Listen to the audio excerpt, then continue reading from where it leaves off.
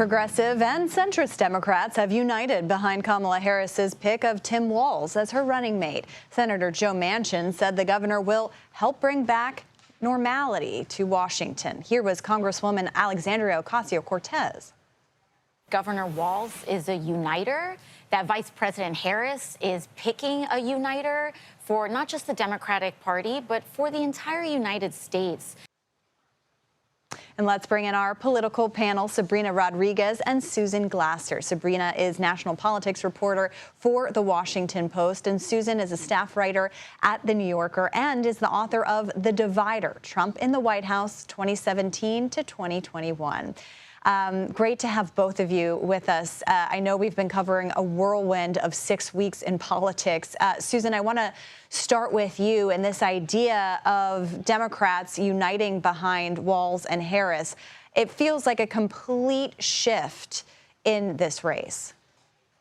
Yeah, I mean, there's no question. It's the 6 weeks that, that changed the race. It'll be the stuff that books are written about, that history is written about, and there's still a lot we don't know. But what we do know is that Harris has chosen a vice presidential candidate who so far, and it's very early days, certainly more than passes the first do no harm test of any vice presidential candidate. And, that's not nothing, by the way. The candidates who have chosen problematic vice presidents have found it difficult to win election. Thinking of that Sarah Palin choice by John McCain, or ultimately Dan Quayle certainly didn't help George H.W. Bush. Walz has had a rapturous reception. That rally last night was something really extraordinary. You have to reach pretty far back in our recent political history to find, I think, a campaign and a candidacy filled with such not just excitement, but the word that Walz used was joy.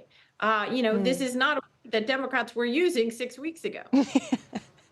Yeah, that's exactly right, Susan. A marked shift, at least in that kind of rhetoric there.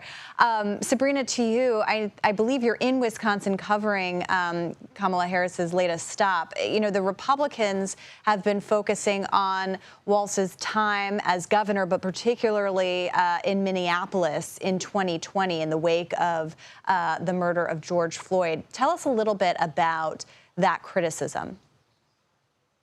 I mean, what we've seen so far is them kind of sharpening their attacks on his handling of that unprecedented civil unrest that we saw in 2020. It's something, though, that is very clear that Tim Walz knew would be a line of attack. With the first rally last night in Philadelphia and the one today in Eau Claire, he specifically has a line in his remarks where he talks about making no mistake that violent crime was up under Trump's presidency. So it does seem like a pointed reference to sort of redirect from the focus on it. But I'm sure we are going to be seeing ads cut in the coming days that point to the unrest that we saw in the riots that we saw in Minneapolis, and the millions of dollars of damages and people arrested. And that will be a focal point. But it's clear, this has only been a day. It was announced literally yesterday. So I'm sure there is going to be sort of a retooling of, okay, what are the strategies that work? What are the criticisms that stick? And we'll be seeing Republicans probably using this and a variety of other attacks on Governor Walz in the weeks to come. Yeah, hard to believe it's only been about 24 hours since he kind of came from relative obscurity and now is the vice presidential candidate. Susan, the other vice presidential candidate, J.D. Vance, has also been on the campaign trail. He's essentially been following the Harris campaign to these various stops in the battleground states. I'm curious what you make of that strategy here. Well, I mean, Republicans have seemed, frankly, a little bit, hornswoggled by this rapid turn of events. You have Donald Trump holed up in Mar-a-Lago, or, tweeting or true socialing about, why isn't Joe Biden back in the race? I think that speaks to the extent to which they're having to rethink their campaign strategy, and does it still work against Vice President Harris? And so to send J.D. Vance out, he's looking to get in her media slipstream to a certain extent, to follow her around, to get some of the earned media that otherwise the Trump campaign isn't getting right now, to insert himself into the largely favorable coverage that she's gotten over the last few weeks. And so, I think that's a time-honored strategy. The problem is that Vance is not the perfect messenger, because the other story of the last few weeks is, besides Harris's own fairly successful rollout as the Democratic candidate, has been Vance's really botched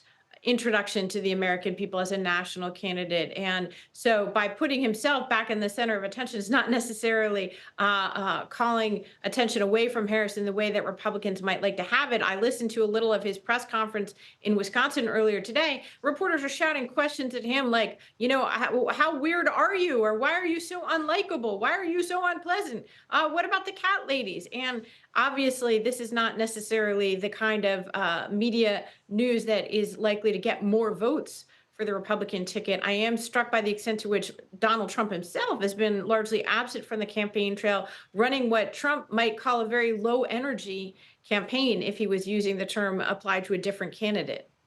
Yeah, especially as Harris and Walz are, trekking across the country to these battleground states. I mean, all of those dynamics considered, Sabrina, this is still going to be a close race. I mean, Kamala Harris described this ticket as the underdog ticket.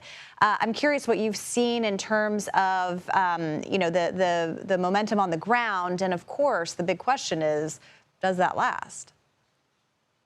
I think that's the open question right now, is does that last? But there is no question that the energy has shifted. Just being on the campaign trail from 3 weeks ago to today. And I keep being baffled by the fact that it's only been less than 3 weeks since this happened. But in these last few weeks and seeing Kamala Harris on the campaign trail, I mean, this is a markedly different campaign that is being run. Even just the idea that she is having multiple events in a week, and she is, out here talking to voters. You hear people feeling engaged, feeling optimistic, and feeling that momentum is on their side. But there is an awareness that this is going to be a tight race. All right, 6 weeks of 2024, a new book title Susan alluded to there. Susan Glasser and Sabrina Rodriguez, thank you both so much for your time.